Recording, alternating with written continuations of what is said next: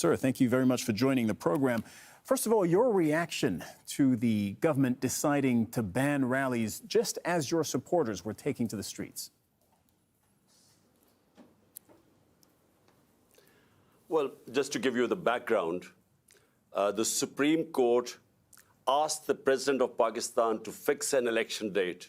That date is fixed for the 30th of April, so which means 50 days left. So my party decided to do open our election campaign by a rally in Lahore today. The police had given us permission. They had approved the route of the rally. And suddenly this morning, the permission was taken away, but not just taken away. We had these heavy contingents of police, and these people coming to attend a peaceful rally were hit with tear gas shells, water cannon with some chemical in it, which people are still recovering from.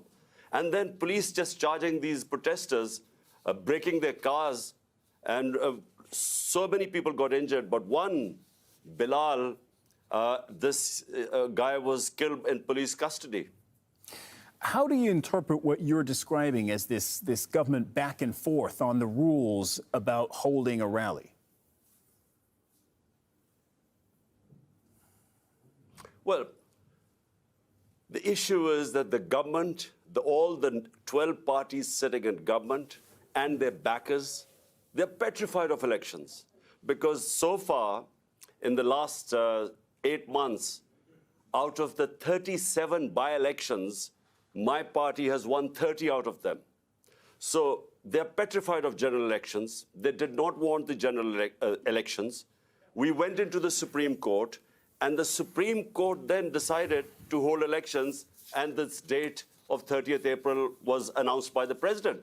So we were just going according to our schedule to start our election campaign. But it is clear that the government does not want election. The parties sitting in the government, they want to get out of the election. So my worry is that the idea was to create a law and order situation today, and we really restrained our workers. We called off the rally because we were scared that there would be people killed, and that would be used as a pretext to get out of the elections.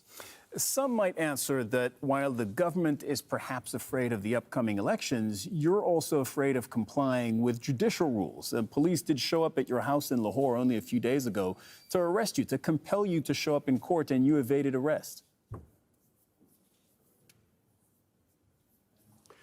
Well, let me tell you something. So far, there are 76 cases against me.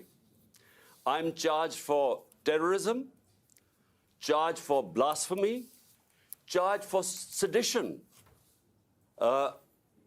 in these 77 cases. And these cases have been made in the last few months.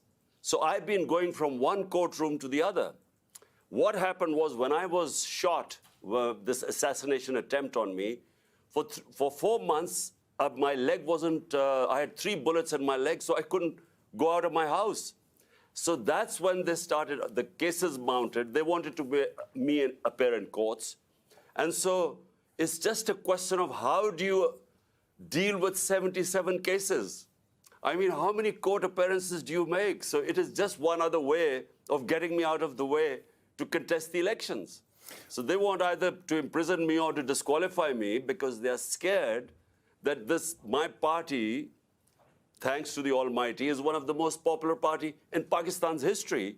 So because they're scared, that's why they're trying to find ways either to get out of elections or get me out of the way. There are provincial elections, as you mentioned, in April, and then national elections later this year. If they both go ahead as scheduled, can you legitimately run in national elections if, as you say, there are 70-plus cases currently pending against you? All the cases, I'm afraid, are frivolous. Whenever they go into a court of law, these cases will be dismissed. Now imagine, I just give you an example. There's a terrorism. I'm supposed to have committed terrorism. Sir, sorry to interrupt, but if that's the case, and if that's what you believe, why didn't you show up in court? Because I couldn't show up in court. There were reasons why I was injured. So for a lot of time, For 4 months, I was house-ridden. I couldn't really, my leg wasn't, the doctors would not allow me to travel. And they knew it. But before that, I was attending all court cases. But it's only since I was shot, that's when I didn't attend courts. And since then, I have again. But look, it's physically not possible to attend so many court cases. So my lawyers are trying to sort of work out a schedule. The second problem is security.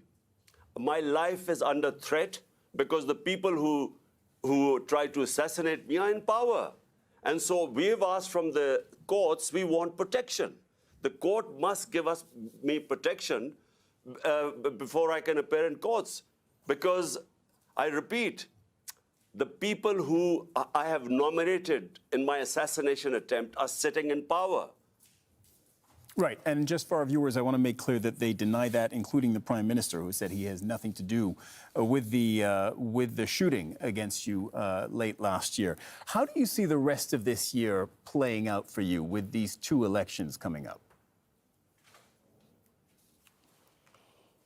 Well, you know, the biggest concern right now for my political party is to protect me, because there's a serious threat to my life.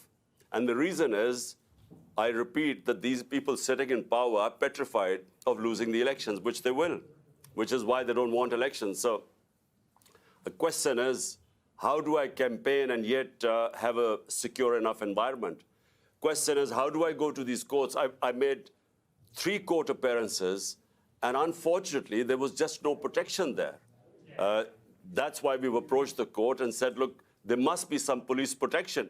But problem is, the people who are supposed to protect me are the ones who are trying to kill me. But what's your plan for this year? Is it win elections and then ride it back into office and into power in Islamabad?